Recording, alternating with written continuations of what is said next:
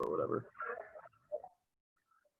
Cool. All right. Thank you, everybody, for coming today. We're going to be meeting here with Shay Willard, who has a pretty varied experience, and he's going to share with us a little bit after he walks us through some more advanced After Effects than what we learned on Sunday with Mary. And so then, yeah, he'll give us sort of a walkthrough of how he got to the industry, who he is and what he does afterwards. And then we'll have an opportunity for Q&A on either more of the technical After Effects stuff we learned or on his experience in the industry, pardon me. So save those questions to the end, but if you have any questions while we're in After Effects, feel free to just unmute and just ask away as we go. With that, I'll hand it over to you, Shay. Great, thank you. So can you enable screen sharing for me, please? Is enabled, thank you. All right, so, oh, it still says it's disabled. And, aha, great, thank you. So, as Jacob said, please get After Effects open and open up that project, either the one we were working on last week or the project that was sent out a few days ago. So really quickly, I threw just a really quick little presentation together for everyone, just to give you an idea of what we're going to do today. So this is going to be a little bit of advanced After Effects. And I hate to be that guy, but someone's mic is unmuted. If you could mute it for me, please. Thank you. So this is where we're headed. This is what we're going to make today.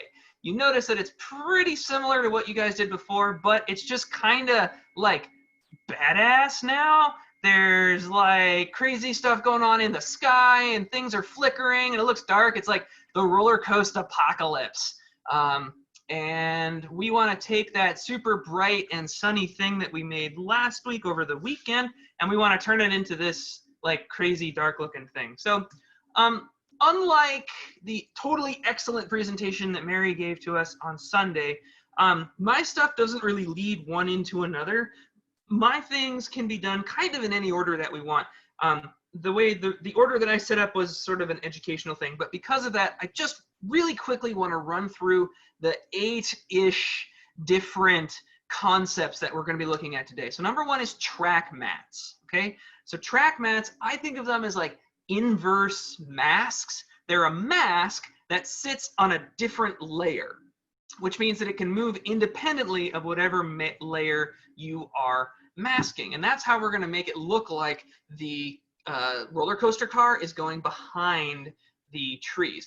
The next thing we're going to do is really quickly talk about how to replace footage in your composition. Super helpful, super easy, but some people don't know it exists. We're going to talk about fractal noise. That's the really weird wobbly thing happening in the sky. Also super useful. And it's going to give us an excuse to just look at a little bit of coding. And then I'll also show you, outside of this project, I'm going to show you some more practical uses of fractal noise, because it is something that is really, really useful all the time. It's just not as like straightforward as it looks. We're going to talk about Lumetri, which is Adobe's built-in color correction suite, as well as things called adjustment layers. We're going to use the text tool, which is exactly what it sounds like. We're going to talk about blend modes and the glow effect specifically. And then here, we're going to dig a little bit more into code with the wiggle effect. Or it's not an effect, it's a piece of code that we put in. And this is the last thing you'll ever need to know in After Effects before you animate. And then you can animate everything forever and never use keyframes again. And you can just like write me a letter about how much you love me. Then we're going to look at lights. So lights are exactly what they sound like. You can have lights inside of After Effects. So we're also going to take a look at how After Effects handles 3D, because lights definitely live in a 3D world. Then we're going to have a brief word on exporting, because it's just a little different than other programs, because let's face it, every program's different, and there's just like a couple of whatever. And then we're going to be done for the day. So just really quickly, a brief word on Dunning-Kruger. You guys know what the Dunning-Kruger effect is? So the Dunning-Kruger effect is this concept, and it's been proven by psychiatrists, psychologists, I don't know the difference, but somebody proved it, which is that people who know a little bit about a subject think they know everything, and that's really startling. But What's also really startling is people who know a lot about a subject don't understand why everybody else doesn't get it. I'm saying that because I'm really good at After Effects. So today, during this session, I'm just gonna like blow forward because I'm trying to cover a whole lot of things in the next hour and a half. And I don't know what you guys don't know because there are things that I just do naturally that I don't even know people are just like, isn't a thing. So if I lose you, if I move too fast, just unmute your mic and be like, hey, old man, slow down, okay? And I'll stop and I'll answer questions. I'm going to do my best at specific spots to stop, but I don't want to leave anybody behind. So please help me help you. So everybody, quick to the After Effects mobile. So we're going to run into After Effects. So make sure that this project is open, okay? So here we are. Here's our handy dandy little roller coaster doing his thing. And as we mentioned at the end of the day on Sunday, oh man, look at that. Well, that's not right. We want the roller coaster to go behind the tree, right? Because that's what it looks like. So first thing I want you to do is if your work area is back, move it all the way out to 10. We're going to use the whole thing. And what we want to do is set up something called a track mat, which like I mentioned is like a hole that moves around independently. So what we want to do is hover our car in a place about here where it's sort of halfway behind the branches and halfway out of the branches, okay? I'm just going to zoom in and I'm going to move it around just so we got a good look at it. So about there, okay? So a track mat is a solid object that is going to sit in front of our car and it's going to poke a hole in it. So the way we do that is we're going to create a shape using the shape tool. Okay, so I'm going to extend it pretty far out because I know there's going to be problems if I don't make it big. So just make it like that. Okay, and then I'm going to use my rotate tool, which I get by pushing W. Okay, I'm just going to rotate this guy a little bit so it kind of lines up with the branches. And since we don't have a ton of time today, I'm just going to say that this right here is like good enough. If you were doing this for realsies, you'd probably go in and shape it to the branches and everything. But this is gonna communicate the right idea.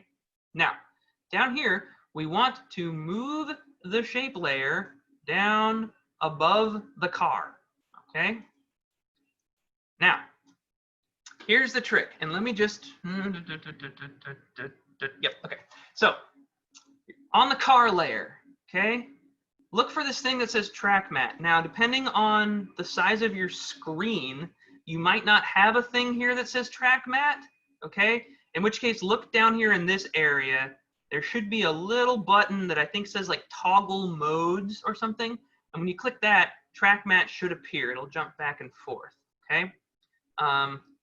I would love to just make sure everyone has track mat. If you don't have track mat, now is your time to speak. Does everybody see the track mat thing right here? I do not see it. Sorry. Okay. No, it's fine. So do you look down here in this part of your window? Is there a little button? That says toggle switch mode? Yeah, click that. Oh, okay. Yes, now track mat, got it. Love it. Great. Everybody else? Any more? Okay. So what we're going to do is track mat right here. You're going to click that. There's all these options. Now, here's where I confess to you that I never remember if it's alpha matte or alpha inverted matte. So I'm going to click alpha matte and see what happens. Whoa!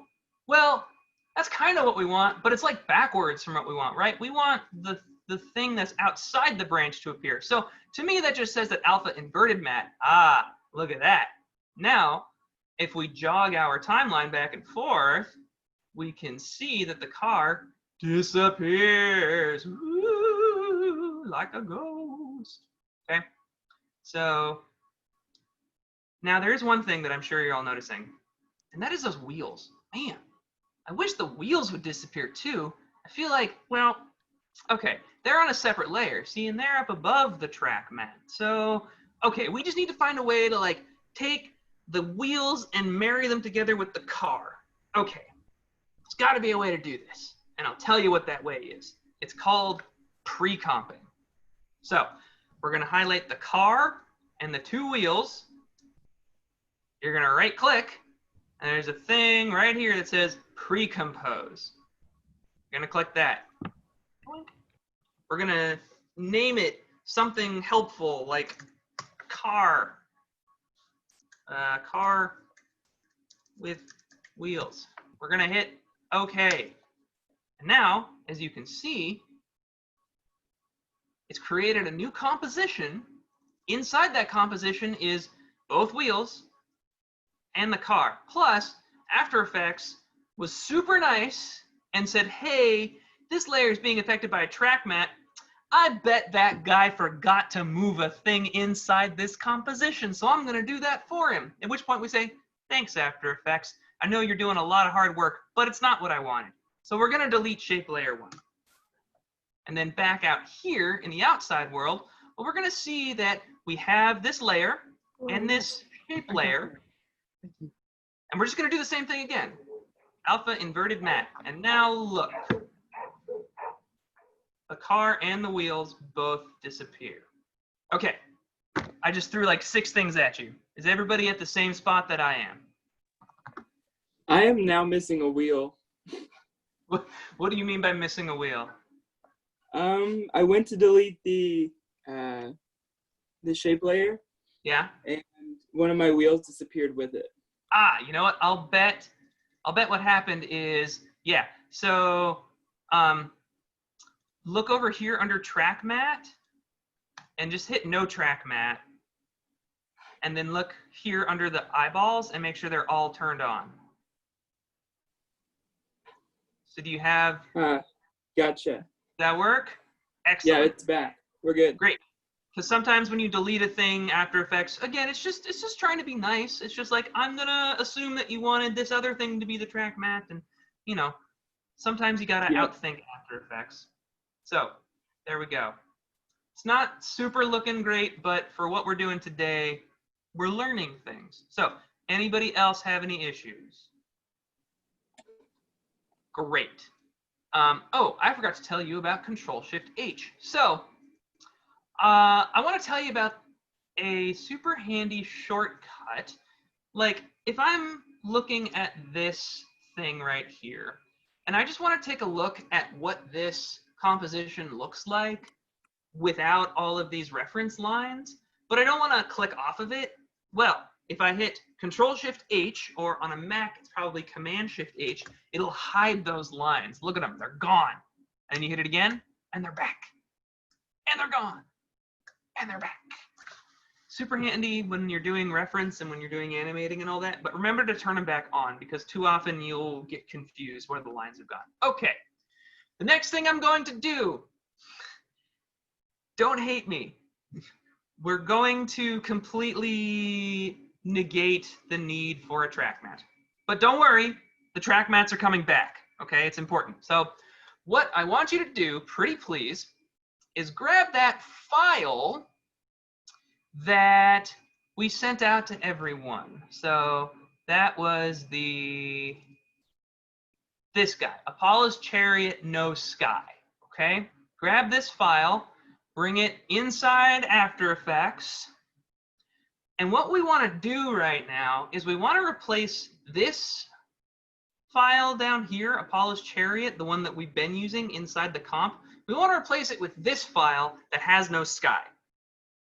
So in order to do that, make sure both things are selected. So click this Apollo's Chariot.jpg, come up here, grab the Apollo's Chariot No Sky.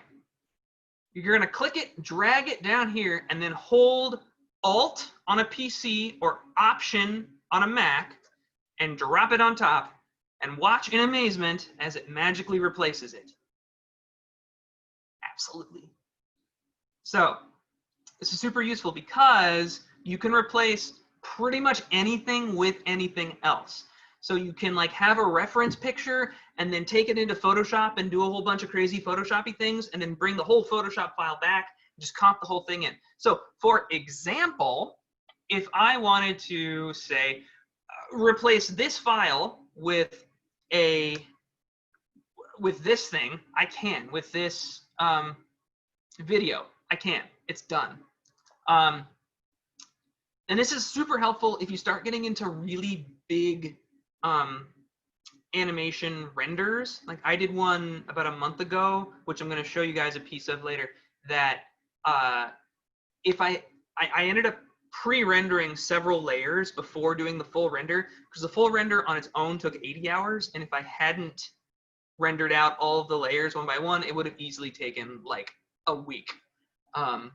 So sometimes you want to just like pre-render a layer, export it out, but then bring it back in and just slot in the render on top of the layer you were using. Or if you're doing an After Effects tutorial, you just want to pull the sky out, which is what we've done. Now, here's the really embarrassing part. I want you to delete shape layer 1. That was our handy dandy track mat guy, okay? I want you to take car with wheels and put it behind Apollo's sky, and now it looks 10 times better. But don't worry, track mats will come back, I promise. I just want to do this just so you can... Oh, I heard somebody, I didn't hear what you asked though.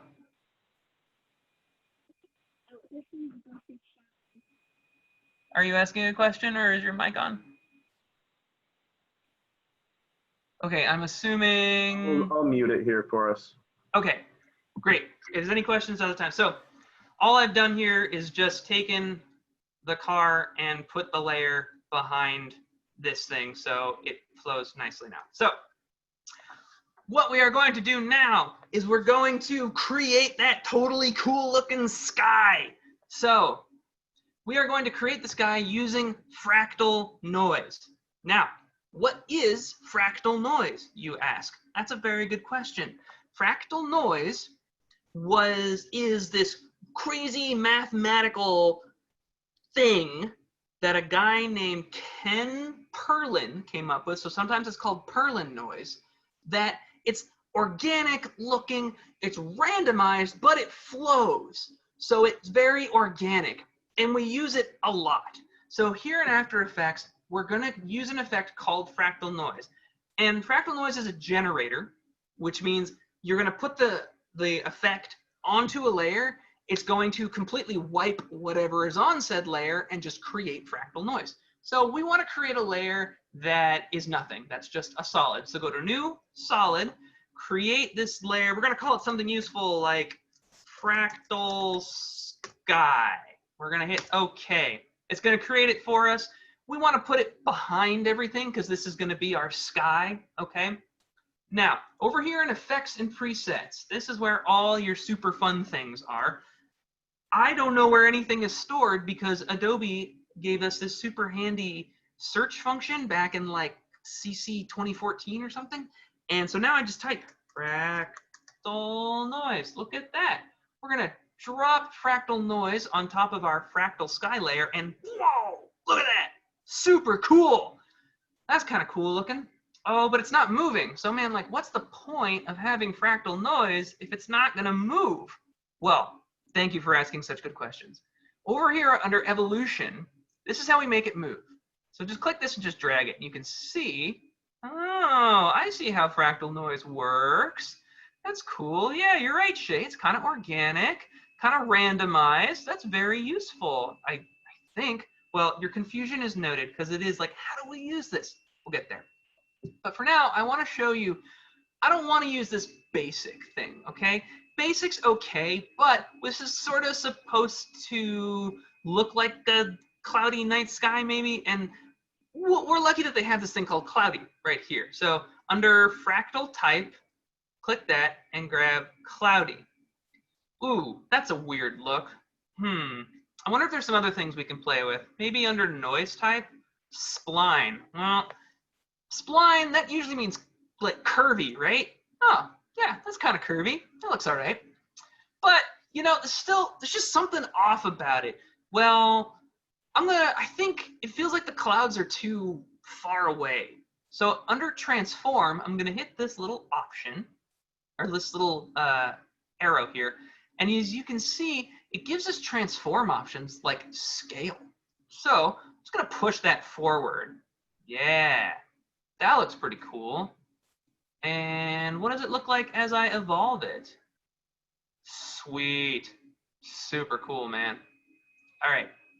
Now, the next thing that I want to do with this fractal noise is animate the evolution. Now, those of you who are paying attention in Mary's presentation, you probably noticed that it has this super handy stopwatch, which means we could keyframe it. We could set a keyframe at the beginning and set a keyframe at the end and hope that that's a good distance and that the speed is something that we like. But we are better than that. Okay, everyone? We are going to use coding. I know, don't run away. It's super easy, okay? So this is how you code in After Effects. And believe me when I tell you, you can do 10 billion things in coding, and I have done 6 of them. I'm going to teach you 2 of those things.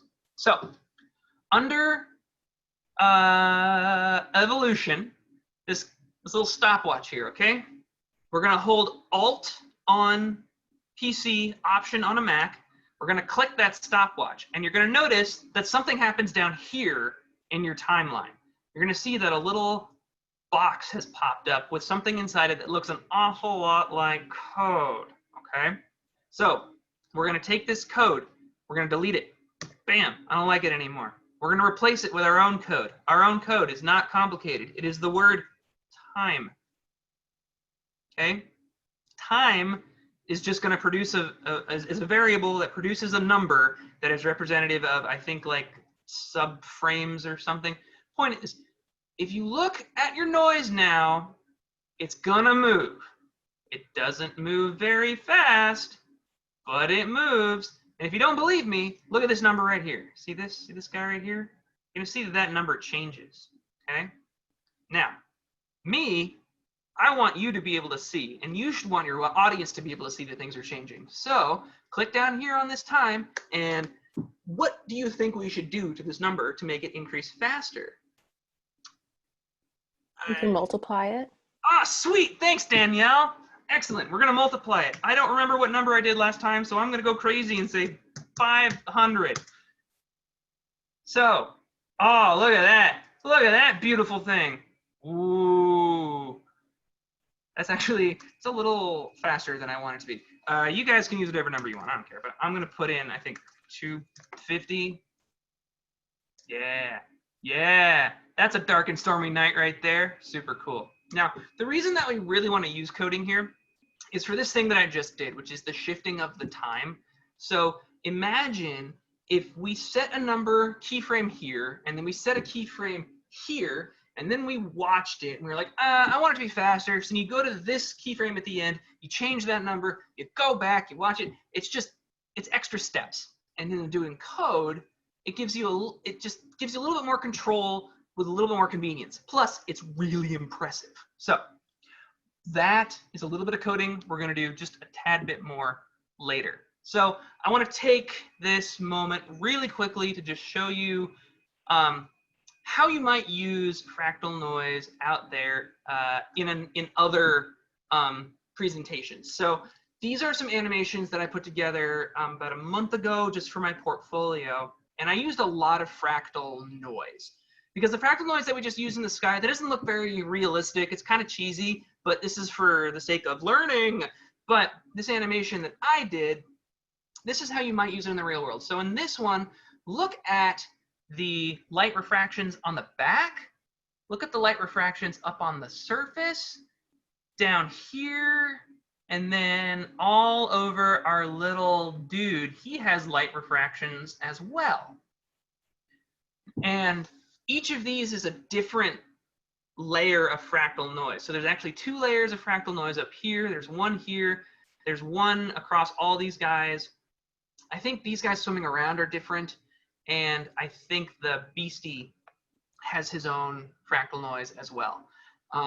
Also, see these guys here? They are animated almost entirely with code. I moved them a little bit, but the way that I'm doing this sort of like drifting around, that was with code, something that we're going to learn here momentarily. Now, another way is this animation right here. So you probably immediately notice that there's some fractal noise in the water down here.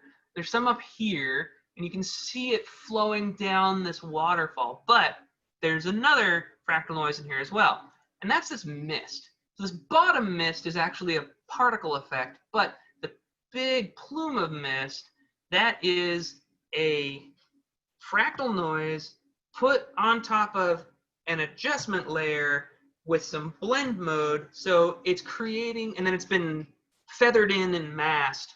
So you can see how the steam looks like it's flowing, not steam, but mist looks like it's flowing naturally. And it's not actually, you know, at a code level, it's not creating new colors. It's actually just changing the color and the blur values of what's behind it. Now, bet you're saying to yourself, huh, an adjustment layer, what's that? That sounds like some mumbo jumbo. Well, it's not mumbo jumbo, it's real. But before I get into adjustment layers, are there any questions? Sorry, back in the fractal noise coding world. Fractal noise and coding, anybody? I actually have a quick question a little bit before that, if that's okay. Please. Earlier you made the you made the effect around the tree look a little bit better, and I just missed the step on how like when the car was going behind the tree, like I missed what you did with regards to the background that did that. Yeah. So what I did was I literally removed the track mat entirely because this new layer here doesn't have a background. So I just put the car layer behind the roller coaster layer, and so now it flows really nicely. So the track mat is gone. Gotcha. But Okay. don't worry, track mats are Oh, back. I see. So so it's sort of like there's two backgrounds? Yeah, so like the background is the sky, and so the foreground is the roller coaster, and then the car with wheels is in between the two of them. Okay. Does that make sense? Mm-hmm. Okay, cool. Any other questions before we move into adjustment layers? Just in case anyone had missed the memo, the image without the sky went out in the skill session email that Caitlin sent out like yesterday or so. Thank you. Yeah. Okay. What to remember on time? Oh, right. All right. Okay. So the next thing we're going to do is use an adjustment layer. So an adjustment layer is a layer that if you put an effect onto the layer and it applies that effect to every layer underneath it. So we're going to go to Layer, New, Adjustment Layer. And you're going to see, look at that, and nothing changed up here. Well, that's because we haven't put any effects on this adjustment layer yet. So we are going to do some color correction because remember this animation that we're aiming for looks kind of dark and stormy, and I was going for like a just past sunset look here. So that's really what we're going for. So we're gonna use an effect called lumetri color. Okay, so look that up and drop that onto the adjustment layer. Now I was saying earlier, lumetri color is an effect that I think Adobe bought it from someone like 4 or 5 years ago, and it is now integrated into, at least into After Effects and Premiere. I don't use Prelude, but it might be in there too. And it does the same thing in both programs. The UI, the interface looks a little different. It actually looks better in Premiere than it looks here, but they do the exact same thing. And the reason that I use lumetri color is because it has all the color correction things in one effect. So it's got saturation, brightness, contrast, tinting, everything, all in one thing. So we're gonna turn this into a night just past sunset kind of thing. So first thing we're gonna do is we're gonna take our exposure, we're gonna move it down just a bit, maybe like there, okay. And then, you know, at sunset, just past sunset, everything's really warm. So I'm gonna take my temperature and just kind of move it to like there, that looks good. And you'll often notice, and at least where I am, it's sunset actually out my window, and the contrast on everything is really hefty. So I'm gonna pump that contrast up a lot. I actually think I want this to be redder. So I'm gonna move it like there. Move the exposure down just a little more. Move the whites down and the highlights down because I really don't want it. I really want to get rid of the brightness down here as much as I can, and we're gonna get rid of it even more later, kind of accidentally. But I've lost a lot of the color now, so I'm gonna grab my saturation. Just yeah, but you know what? I still want this to be redder. So under creative, I'm gonna click that. We're gonna see there's some options here. So I'm just gonna move my highlight tint there and my shadow tint. Ooh, that's a lot. Maybe like there. That's fine. I'm gonna crank the vibrance a little bit. There is no right way to do this. Just putting it out there. Some of you might want to put your scene in blue, in a nighttime blue, at which point, more power to you, and I support your creative endeavors. This is just what I'm doing. So, any questions on lumetri or adjustment layers before I move along? I'm gonna give you like 30 seconds to really hone in your color settings. I'm gonna describe to you a site that I see out of my window while you're doing that. Right now, I'm at a summer. One quick question. Yeah. Is this also where you would apply blend modes in the adjustment layer, or is that something different? So we're gonna get to blend modes later. The thing that I did with the fractal noise was actually, if I remember correctly, there's a right time and a wrong time to use blend modes. And you know what? I don't actually know what changing the blend mode on this would do, but I'm curious. So, oh, okay, little things. That's kind of cool. So right now, there's no hard reason that I can think of to use it. Oh, that's cool. To use a blend mode. But you know, if you want to, I won't stop you. But we're definitely, there will be a very specific blend mode thing in a bit. I think for that fractal noise animation, I think I used a screen blend mode just to remove anything from it that wasn't black, because I just wanted it to be bright. Because as you see, I'm just going to turn off my adjustment layer, but naturally fractal noise is black, white, and everything in between, and a lot of the blend modes, at least a lot of the ones that are in here from add to lighter color and overlay to a point, are all looking for different values between white and black. And I sure wish I could tell you exactly what all of them do, but I don't think anybody really knows. Honestly, there's probably like 6 really, really talented graphic artists on the planet that could tell you exactly what every single one of them does.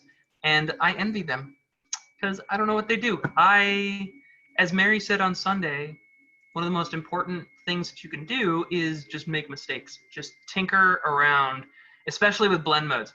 True story, when I was doing the animation I showed you, I discovered the divide blend mode. I can kind of think in my head what it does. Understanding math, I think it must be like the top layer takes the value of the top layer and divides it by the value of the lower layer and produces that. But that was how I got those really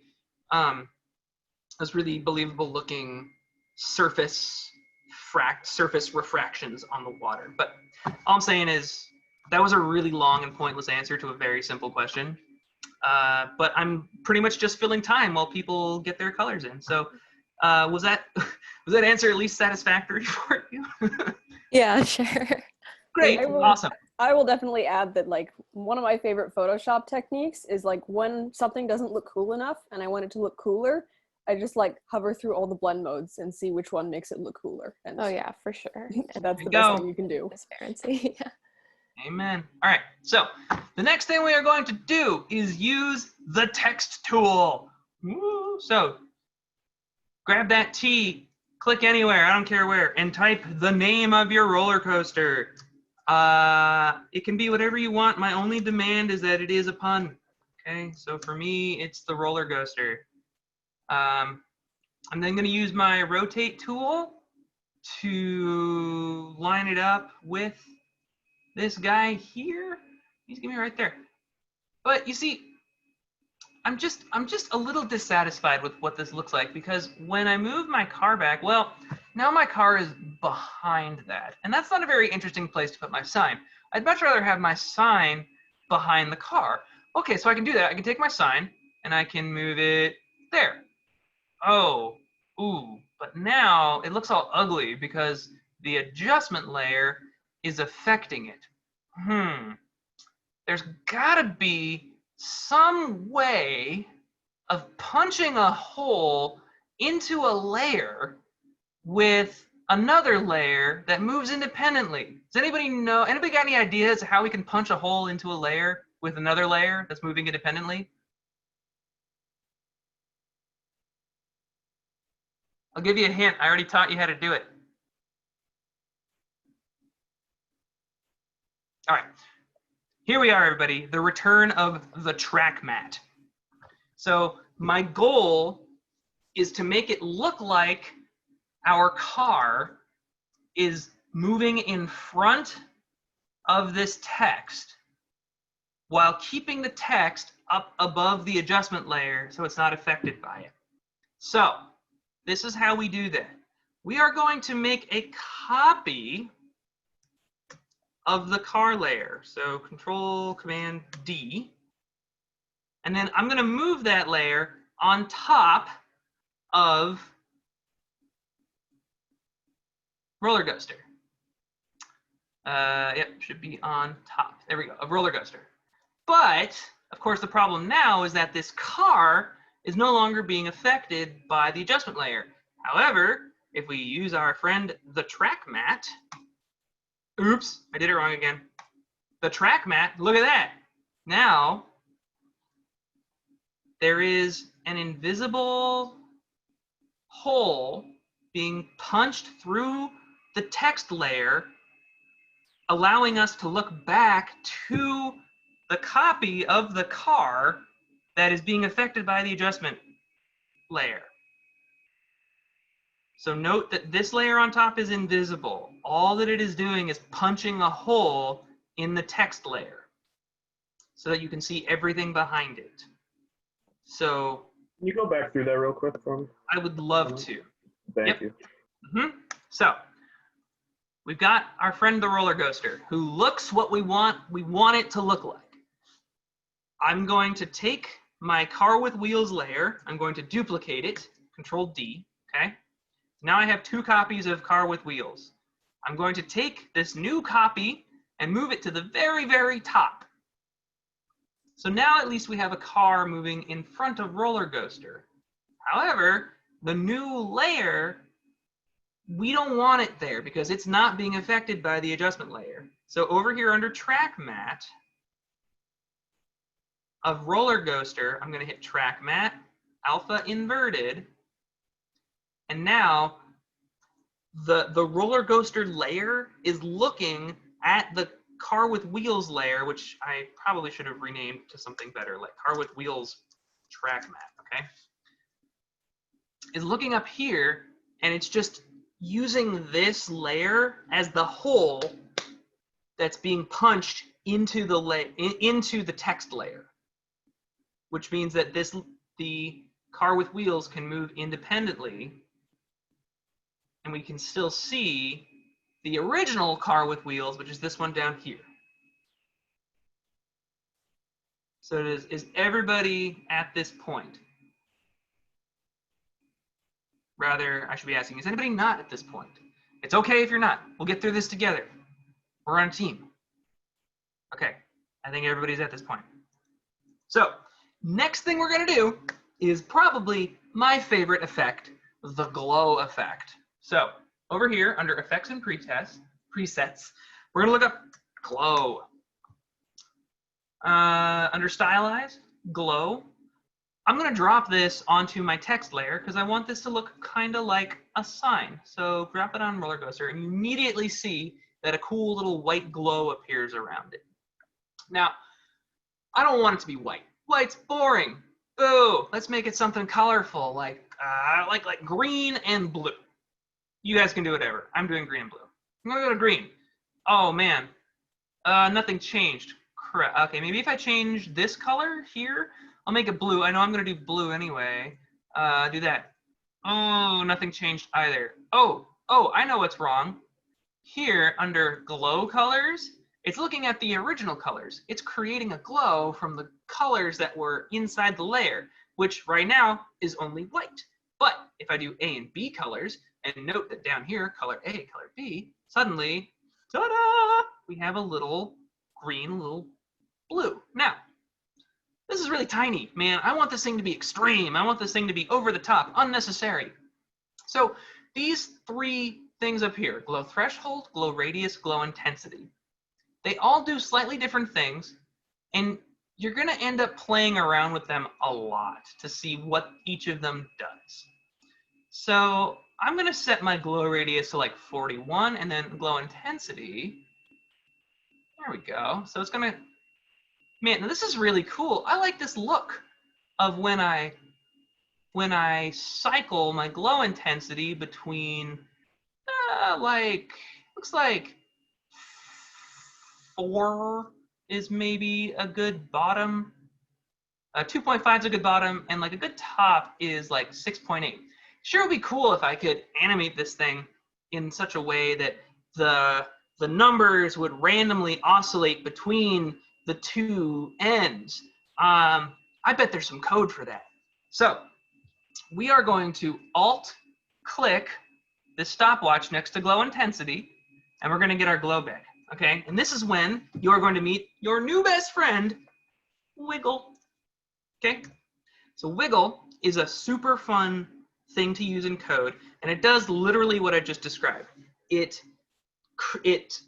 oscillates in random values between two amounts that you're going to, well, between a range that you're going to give it, and it does it a certain number of times. So what Wiggle wants is Wiggle parentheses the wiggles per second, and then the range.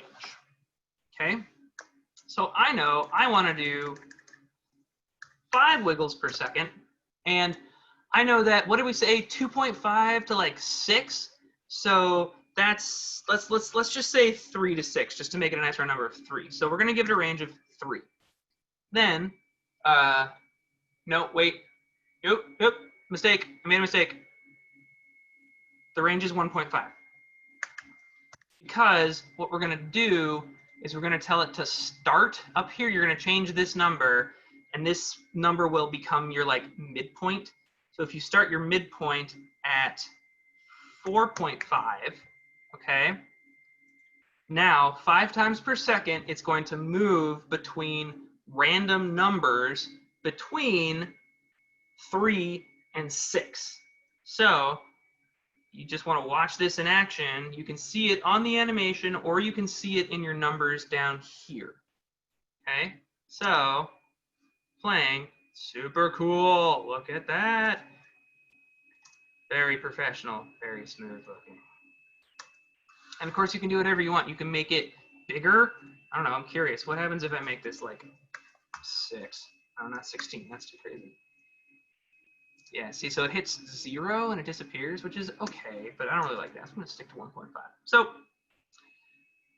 that is Wiggle and the glow effect. Are there any questions on wiggling or glowing before I move along? Wiggle, glow. Cool, we're all in this together. So next, yes. So in this animation, I have these cool looking lights. And these are like physical lights that may or may not exist on the track itself. So in order to do that, I need to create a shape, give it a little glow, and I'm going to change the blend mode just to make it look like it's sort of a ghosty orb that's just kind of hanging there, okay? So, as Mary taught us last week, very nice, we go to shape, we go to ellipse because I want it to be round, and then we're just gonna create like just a little shape right there. Okay, that's cool. Is that big enough? No, I want to be bigger. Your shape is not particular, or your size is not that important, everyone, but that's good. Okay. Now, next thing I want to do is this shape. I want it to look like it's a floating light, right? And floating lights don't have these hard edges. It's going to have a feathered edge. So we're going to do a little bit more with masks right now. So I want to go to Shape Layer. I want to right-click, go to Mask, New Mask. As you can see, it's appeared. Cool. So I'm going to go to Masks and then go down here and go to Feather. Feather. I'm going to feather in. Oh, ooh, that looks weird. Something's not right here. Oh, I see what's wrong. My mask is a square, but my shape is a circle. I bet there's a way to fix that. Mask path, click on shape. Going to give you some options. We're going to do shape reset to ellipse. I'm going to hit OK. And look, our mask is now a circle. Cool. So now I can go to feather and move it in, and like I can kind of see what it's doing here. It's just I don't love it, you know. But if I go to mask expansion, I can move it down to like there, and then I can feather back until I get that. Okay. So I did mask expansion inwards, and then I feathered to 13, and now as you can see, I have a nice, smooth, feathered edge. Any questions on my mask feathering right now? Yeah, I have one real quick. When I zoom to see it more closely, the resolution gets really choppy. Is there a way to like see clearly what I'm changing with that? So there's a couple things that may be happening right here. Check this guy. If he's on third or half, change him to full. Yeah, that fixed it. Yeah. Okay. And I'll be honest with you here. There are times when you're animating, when you're just like moving things around, that After Effects panics and just like drops the resolution down because it's having such a hard time handling everything at once. And I've not found a way to turn that off, and it's really frustrating. But for now, if you have something like that, just check this resolution. Any other questions? No? Great. So, what am I? Blend. Right. So here we go. Blend modes. So, like I said, I want this to look like a floating ball of light. So I probably want to experiment with like what kind of blend modes will let me see through it. Now, here is your super handy keyboard shortcut of the day.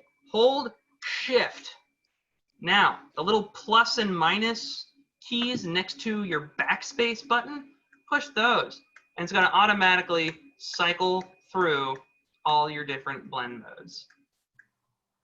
Oh man. So, Could you repeat that one more time?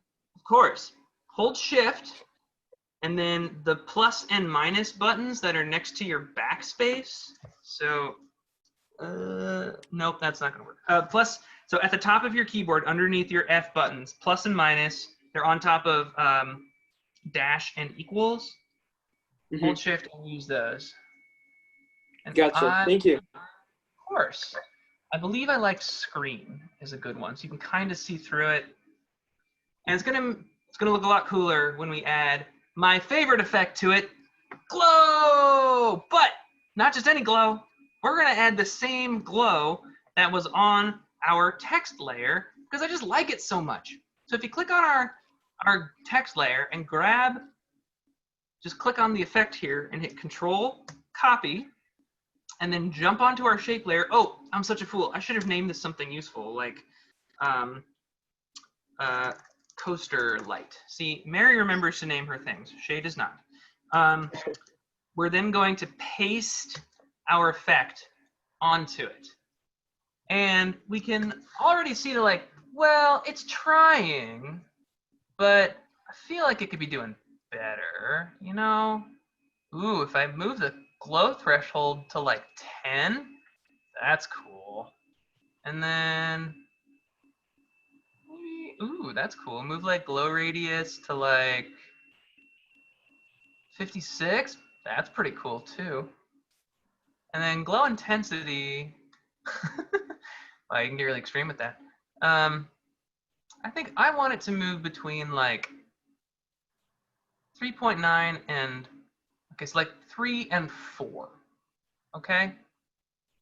But here's the trick. So, you know, if a normal person would just go like 3.5, and then if you double click it, it'll bring you down to here, and then jump into your code and just change it to 0.5. But here's the thing. I want this flicker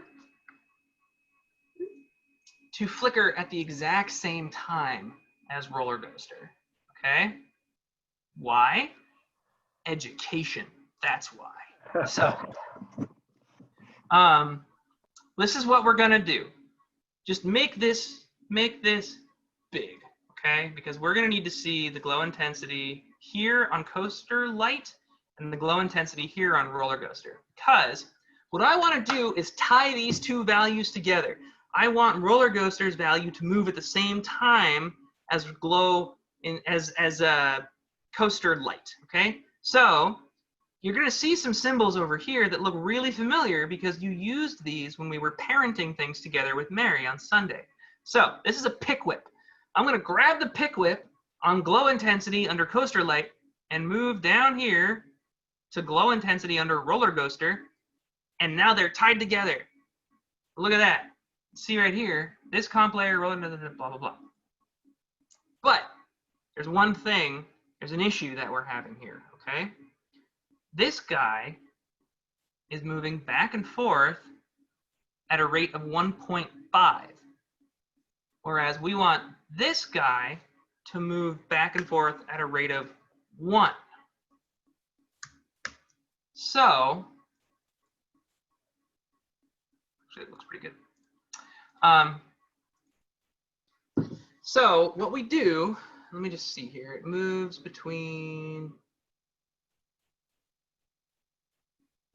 okay, it's the exact same number. So this guy is pulling the exact same value from here. And what did I want him to move between? I wanted him to move between 3 and 4, was that right?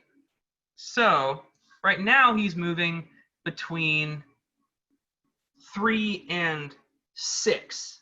And I want him to move between 3 and 4. I can do this. I am good at math. So we're going to, sorry, so this guy is currently moving between 3 and 6. We want to move between 3 and 4. So we need to divide the number by 3? You need to subtract 1 first. Subtract 1. Yeah, and then divide the whole thing by 3 because you want to get like the midpoint to 3.5. Because I think the midpoint of the other one is 4.5, right? Or actually, I don't know. This is different than what I did earlier, so we'll oh, but there's a what's the error you're throwing? Error at line 2. Okay, there's a there we go. Okay. I think, wait, what? Okay, hold on. I have an error on my own thing here. Let's fix that. So I think if I divide this by 3.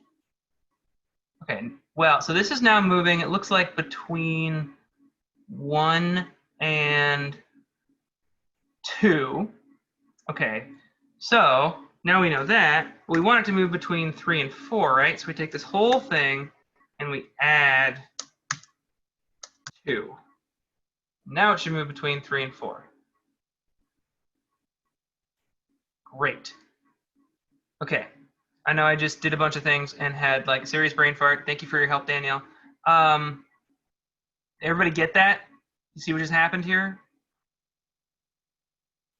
Anybody having any issues with it? Are you missing a parentheses in there somewhere? Nope, I'm fine now. Okay. I was missing a parentheses earlier, but I restarted it. Right now I'm fine. Okay. Why? What's confusing you?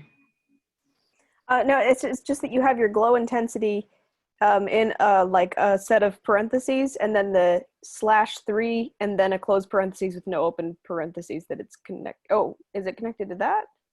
Yeah. So this Okay. parenthesis here closes here. Yep. Sorry. Yeah. No, these are good. Good questions. This is not junior stuff that we're doing right now. Okay. So now, as you can see, they're flickering at the same rate. Okay. Now, here's the easy part.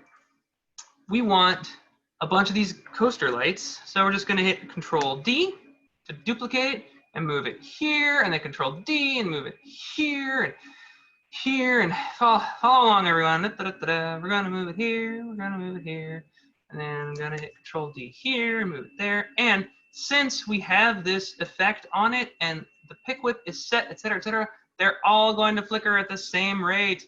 Ooh. Okay. Does anybody not currently have 7 lights flickering at the same rate as Roller Ghoster, or pun name? Anybody not? Anybody like, oh man, he's so far ahead of me, what's going on? Totally okay if you are. I love it. I think everybody's good. So, one last thing before we can call it quits. We're going to use real lights. So everything that we've done here are just like cool looking orby light things. But if I want to cast real light, I can do that too. Now, this is when we're going to talk a little bit about After Effects and 3D. Because After Effects does have a 3D mode. But After Effects is not a 3D program. You're not going to come in here and model stuff. You're very rarely going to have depth. It's really more like 2.5D, where it's like you've got a bunch of flat planes, and they can rotate and they can move back and forth, but the actual depth, this stuff right here, doesn't really exist. Now, there's definitely some plugins that you can get to kind of add some depth to it, but if you need to use like a real 3D program with After Effects, it actually has really good built-in integration with Cinema 4D. And you get like with every installation of Adobe After Effects, you get like a really simple version of Cinema 4D. So you can like pull out and make logos and give them 3D, and you can make squares and things. So like I've done some very basic stuff with Cinema 4D, but that's not what we're talking about today. I'm just saying that if you need to have that extra 3D, you can do it, and you can do it through After Effects into Cinema 4D. But what we're going to talk about today is like the 3D that is inherent inside of After Effects. So lights, well, you'll see. I want you to go to Layer, New, Light. Now, a lot of you probably just got a little thing that popped up that told you, hey, lights will not hit 2D layers. That's true. We're going to create this light, and you will notice that absolutely nothing has changed. So we want to use a spotlight because I know we want to use a spotlight. Let's change the color to something green or whatever your color is. All this is fine, and hit OK. Sorry, here's your warning. I was ahead of myself. Here's your warning saying these things do not hit 2D layers. Great, hit OK. Now, as I said before, I have now created a spotlight. Just move it to the top of your composition just for simplicity's sake. But nothing's happening. Now, in this animation here, we can see that the lights are hitting just the roller coaster, and that's what I want. I don't want the lights to hit the sky, right? Because that's not how lights work. So what I'm going to do is I'm going to go to Apollo No Sky, this layer, and I'm going to make it 3D.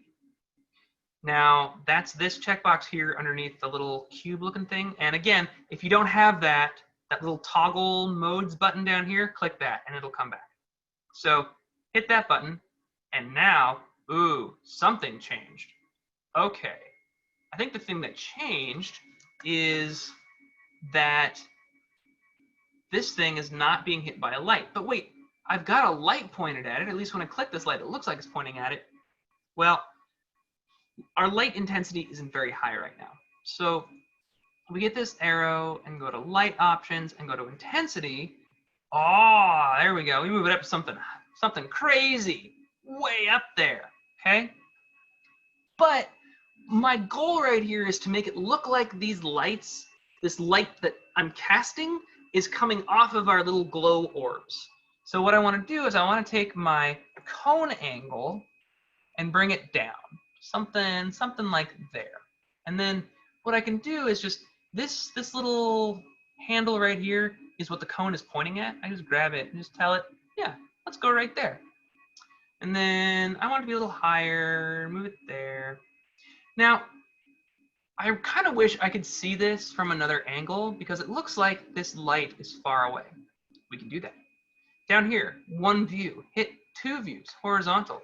It's going to automatically show you the top. So right here, this plane is everything. This is our sky, this is our roller coaster, this is our car, this is everything. This guy here is our light, okay? So now I can get a better idea of where it is from a different angle. That's cool. I can leave that up. I'm going to put it on one view. It's just better for me, especially from what we're about to do. So, I want this. Yeah, that's good.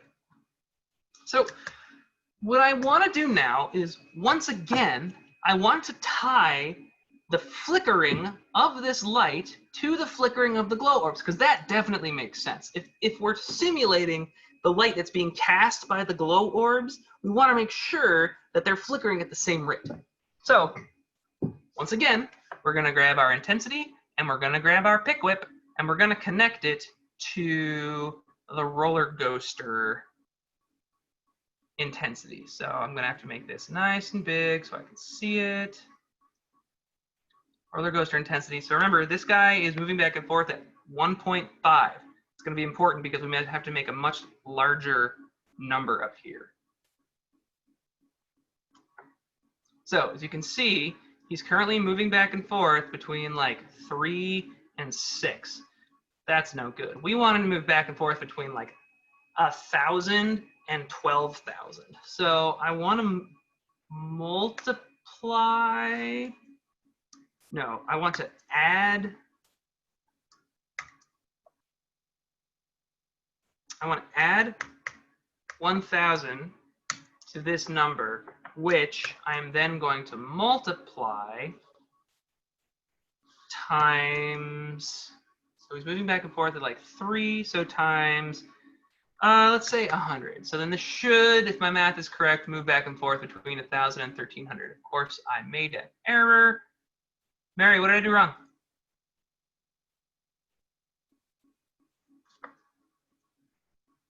Huh. Did you? Oh, hold on. Are you asking me, or are you? I don't know. Okay. No, I see what I did wrong. I see what I did wrong. Okay. I tried to use parentheses to multiply 100. Apparently, After Effects doesn't like that. So just use a multiply button. And then A lot of coding languages don't, I think.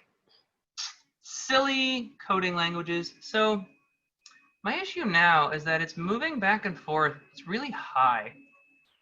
So I'm going to change this number to like 900. Nah, let's make it 800.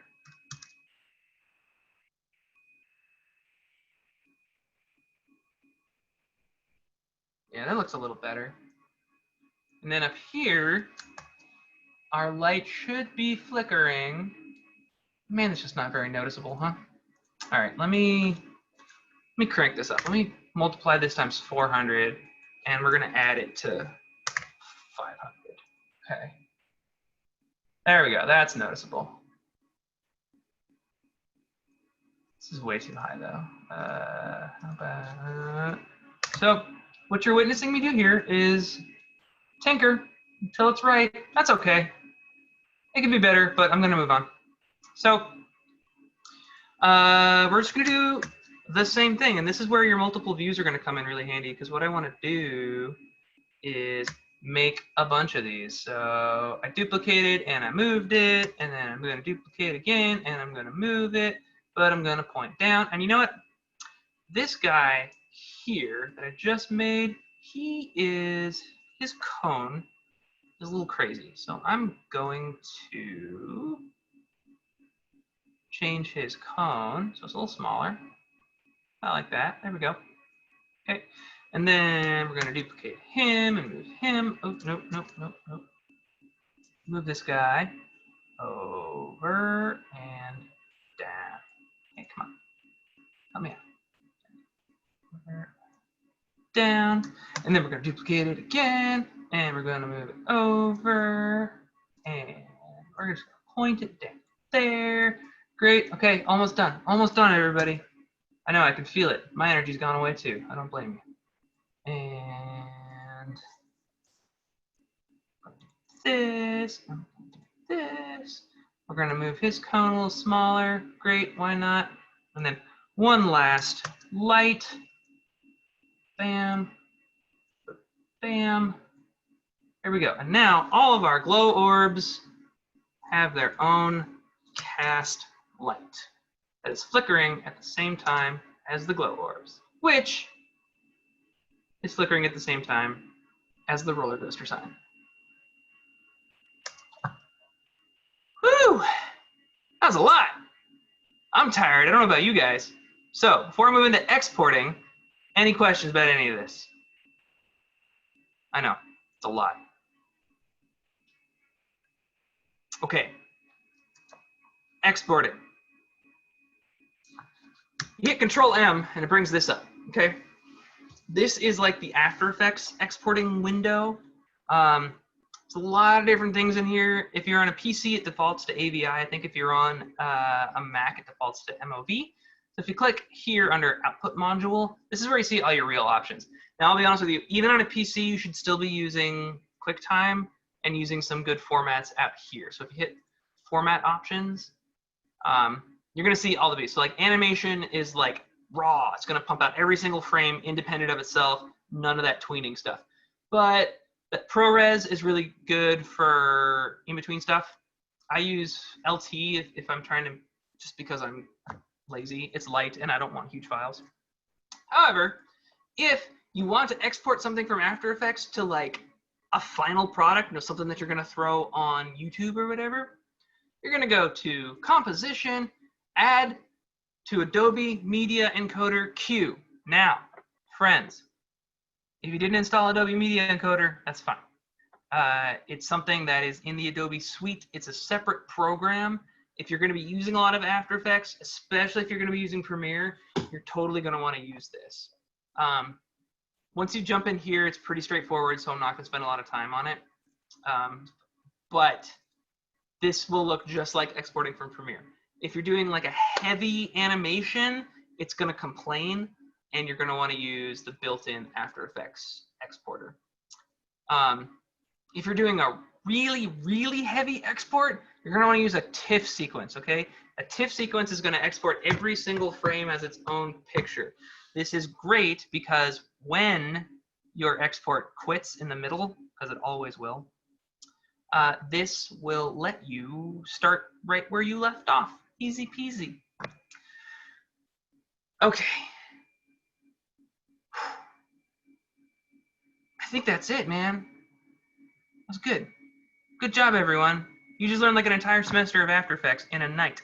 Well done. So I don't know if I mentioned earlier, I should say, the whole point of this exercise tonight was to just let you dip your toe into 8 to 12 different, pretty complicated things. That way, hopefully you have the foundation necessary so when you go to do this on your own, you at least know what to Google and you at least know what to do in order to make some mistakes. Because that's really how you're going to develop, is you're going to make mistakes and you're going to realize that you spent an entire night moving an object away from its anchor point when you could have just used the pan behind tool to move the anchor point independently. I was very young when I started using After Effects, and it was a very long project. And then I learned about the pan behind tool.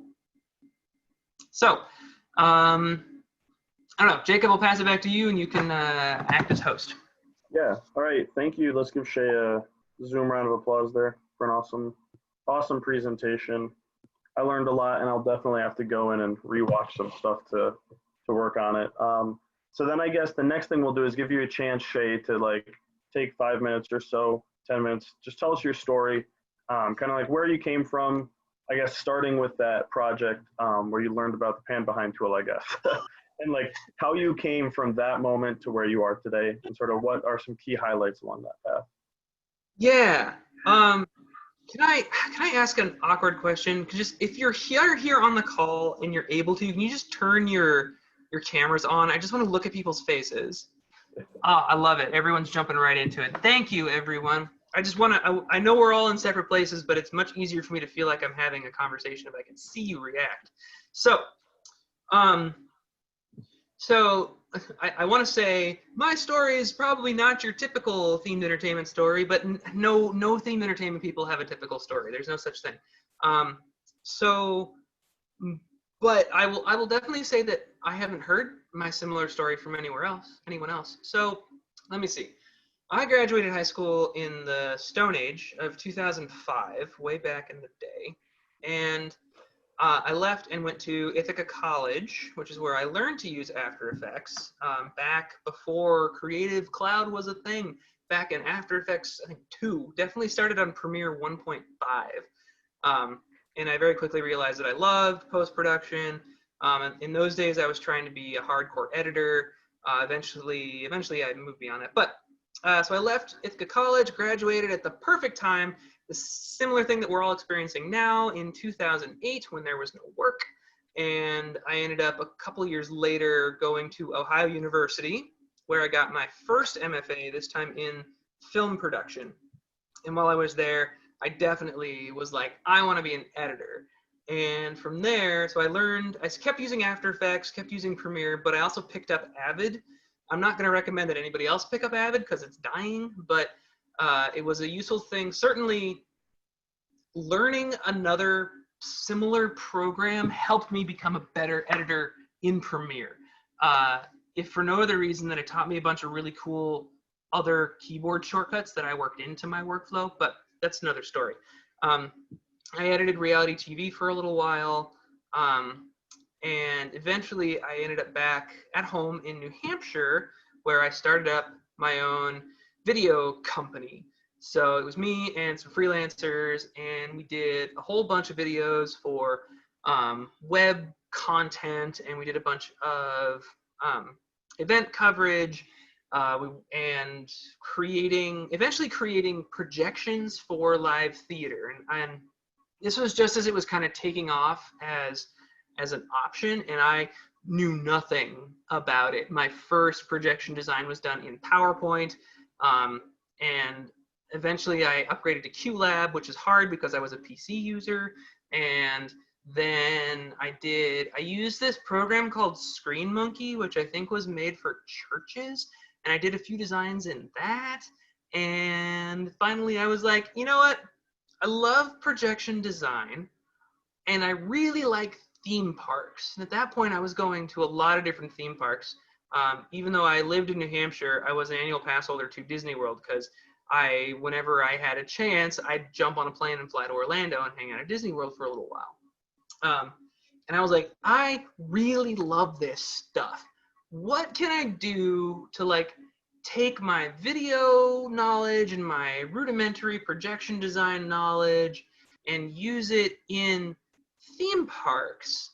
And it was about that time that I saw Celebrate the Magic, which was a projection show in Paris on the castle. And from there, I started seeing other things. Not too long after, Mousetrap began producing all of their work down in Disney World, which is they did Happily Ever After and Tree of Life Awakens and a few other things around and about. And I was like, this is crazy. This is like exactly what I want to do. So a friend of a friend was an Imagineer, and I was like, what do I need to do? And he said, go to CalArts. And so I went to CalArts. And I got my second MFA, this time in interactive video for performance, where I also learned how to do interactive stuff. So when I was talking to Jacob at the beginning of this process, I was like, what am I going to teach him? I can teach him After Effects, or I can teach him how to program in Arduino, or I know how to do I can do media server programming in Touch Designer. Like, there's all these different things that we could learn. And I settled on After Effects because it's pretty much the most universal thing. But when I was at CalArts, I really got into doing interactive stuff. My thesis project was a projection mapped escape room with no walls. And the way that you did that was everybody wore helmets, and we tracked where they were. And if you walked outside of the areas that we had told you you were allowed to be in, the system knew, and it would take time off of your escape room timer. And all of the puzzles were integrated into this one massive system that we put together. And whenever you solved a puzzle, it would unlock a cutscene that would play. And so you'd get the story as you went along. And for that, I did almost no video work for that. I was entirely building the system and writing the scripts and everything. And so a year and 3-ish months ago, because of MK Haley, who you guys have met, she and I became really good friends. And she, if you don't know her better. She is a recruiter in every way but her title. That's her job, even though it's not her name. She was like, this kid's good, and she recommended me to an internship that I had over the past year with Walt Disney Imagineering in show awareness, where I did this kind of stuff, a lot of editing in Premiere. If anything, it was probably most similar to the job that I had when I was doing reality TV. The point of that department was to interview tons and tons and tons of designers and find out, like, why are you doing this? And then we created this archive of information, but I also was able to work on other stuff. So I worked on a project that took me to Pittsburgh. I worked on another project that I can't tell you about. Is there anything I worked on? Oh, I did a little bit of work on Mickey Minnie's Runaway Railway, just like some little media moving around here and there. And most of my work is behind the scenes. Most of my work is stuff that I can't even talk about. But that's the business. And sadly, COVID, my internship was ended a month early, and even though I would like to think I would have gotten a job, I don't have one now. So we are all in the same boat. So I was definitely a professional for a long time. I was this close to being a professional in the industry. Although, like I said, I worked for Disney for a year. I worked for Electrosonic. I worked for AOA. I've worked at a bunch of different places. But I am closer to your, like, stop or your place in progress than I would say Michael Libby, who you're going to meet later, who's been doing this stuff forever, and MK Haley, who runs the entire industry pretty much. So that's me. What else? Cool. Thank you for that. Does anybody have any questions for Shay here?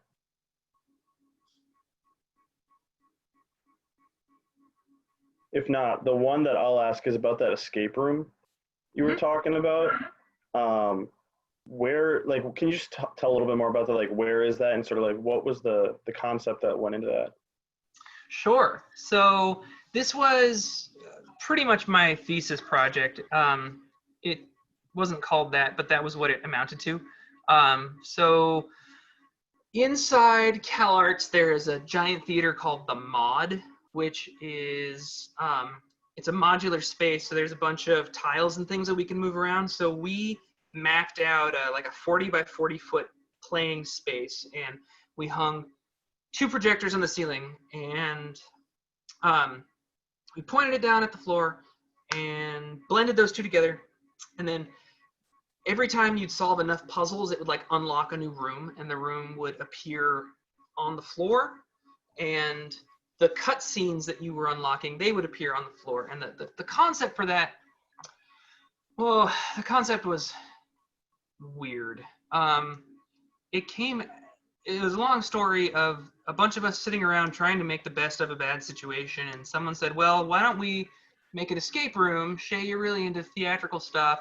It's like, yeah, let's do that. And then that was a year before this. So luckily / unluckily, we didn't end up making it the first time, but over the course of the next year, we were like, I really like this idea of an escape room that is projection mapped, an escape room where everything is integrated together. We were troubleshooting for most of it, but the last 2 runs that we did, we hit the button and we walked away. We didn't have to touch anything. So every time you would unlock a puzzle, it would unlock a new room or another thing would appear, but all of the computers worked together and they were integrated through Arduinos and everything. And so really, we did the opposite of what you're supposed to do in creative, but it's the way I've always worked, which is we started with our technology and we built the story around it.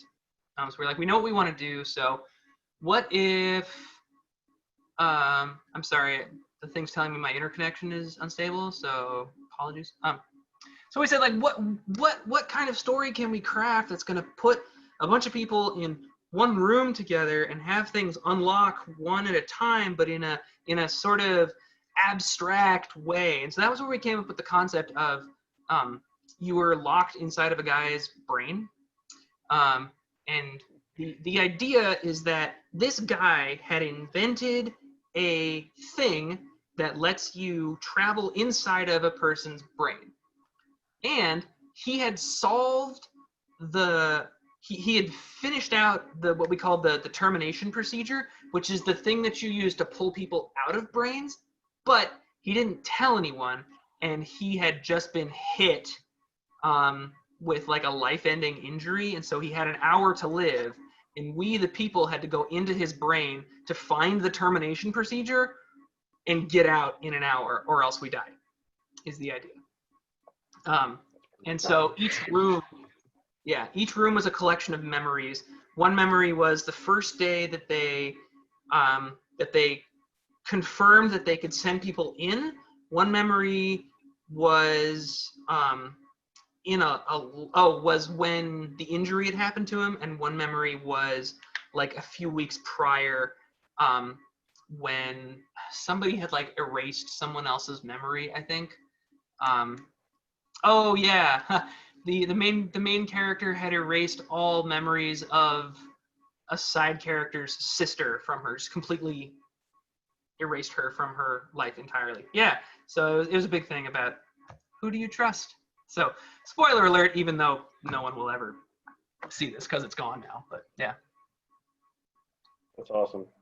Anybody That's else sort have of any? Go for Yeah, it. sort of like a fun question. So, I guess like with all of this knowledge that you've accumulated, what is a fun project that you would want to do?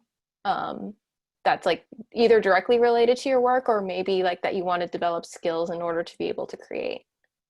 Oh man. I also, so sorry to interrupt, but before you answer, I wanted to tell you that I have to go, but to thank you so much for the awesome tutorial. It was really fantastic. Thank you, Alec. I'm glad you learned something. We'll see you next time. Thank you all so much. Bye. Bye. What's a project that I want to do, that I want to learn? Oh geez. That is such a, no one's ever asked me that before. Okay, hold on. I can figure this out. So what haven't you done yet? What was the thing you wanted to do? I wanted to build I'm like, my mind is going in like 6 different directions of like, what do I really want to learn? What do I really want to do? Okay. The most exciting thing to me out there in the world right now is Meow Wolf. Are you guys familiar with them? I see some nodding.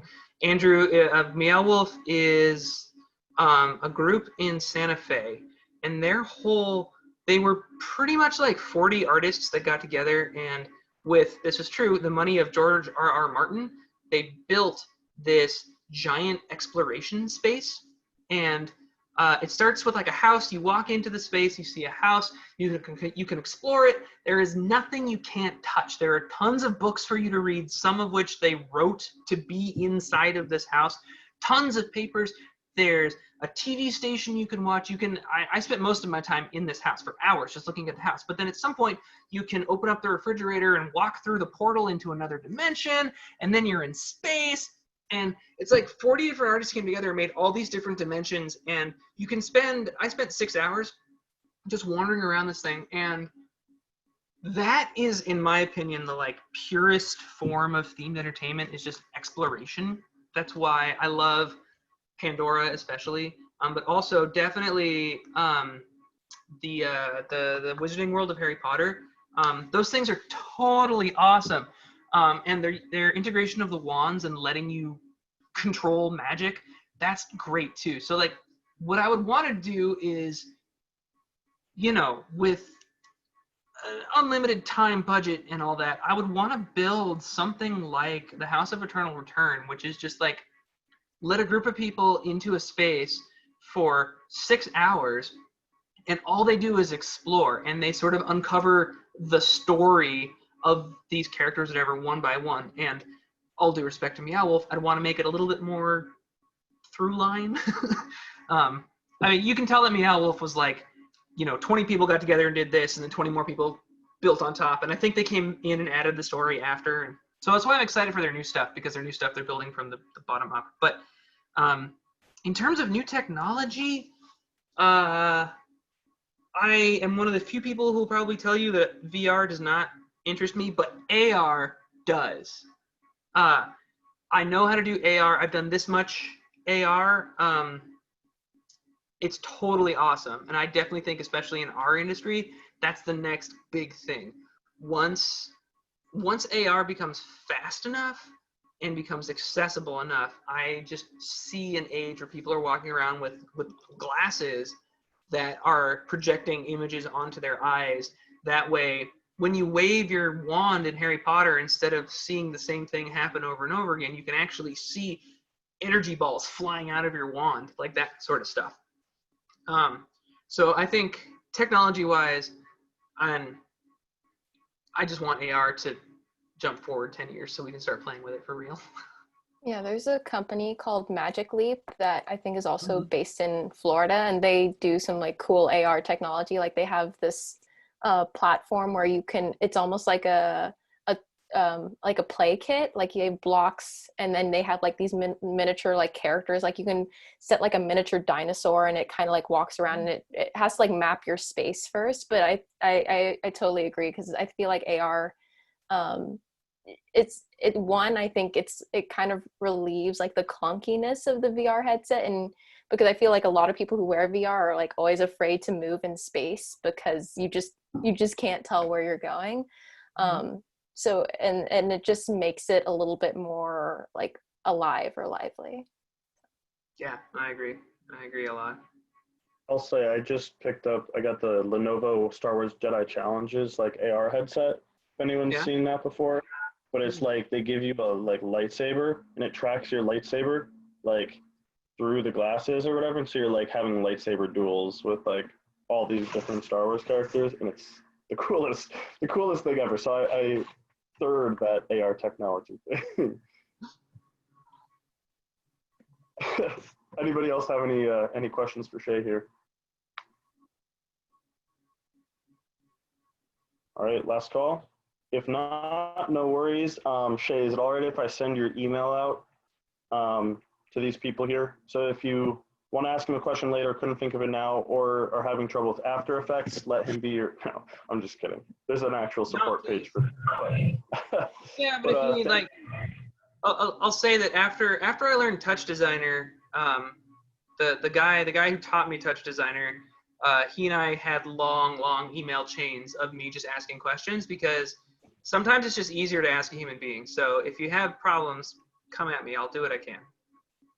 Well, thank you for that, Shay, and thank you again for the entire presentation and the little spiel at the end there. Cool. With that, everybody, have a good day, and I'll see you next week. Thank you again, Shay. Thank you.